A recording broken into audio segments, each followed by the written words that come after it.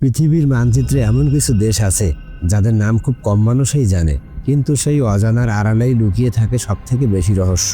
আজ আমরা যাব এমন এক রাষ্ট্রদ্বীপে যেখানে নাগরিকত্ব পাওয়া যায় অস্বাভাবিক দ্রুত, যেখানে ভাষার সংখ্যা মানুষের সংখ্যার সঙ্গে পাল্লা দেয়, আর যেখানে টাকা নাকি অদৃশ্য হয়ে যায়।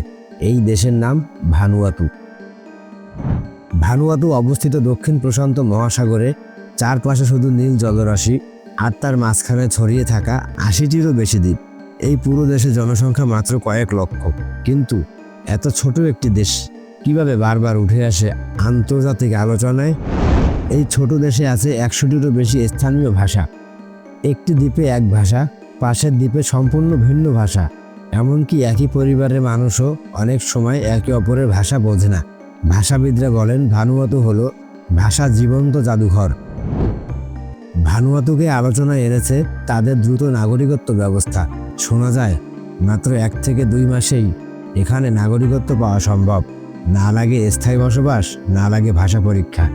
কারো কাছে এটি সুযোগ, আবার কারো কাছে এটিই সন্দেহ। কারণ প্রশ্নটা খুব সাধারণ, একটি দেশের পরিচয় এত সহজ হলে তার মূল্য কোথায়? এখান থেকেই জন্ম নেয় সব থেকে আলোচিত গুজব। অনেকে ভানুয়াতুকে বলে অদৃশ্য টাকার দ্বীপ, অফশোর ব্যাংকিং, জটিল কাঠামো আর কম নজরদারি। সবকিছু মিলিয়ে যেন টাকা পাচারের অপার সম্ভাবনা ছড়িয়ে পড়ে। কিন্তু অভিযোগ আর প্রমাণ এক জিনিস নয়। সোশ্যাল মিডিয়ায় দাবি করা হয় বিশ্বের কিছু প্রভাবশালী মানুষ ভানুয়াতুর নাগরিকত্ব নিয়েছেন, কিন্তু নাম নেই, প্রমাণ নেই, শুধু ইঙ্গিত।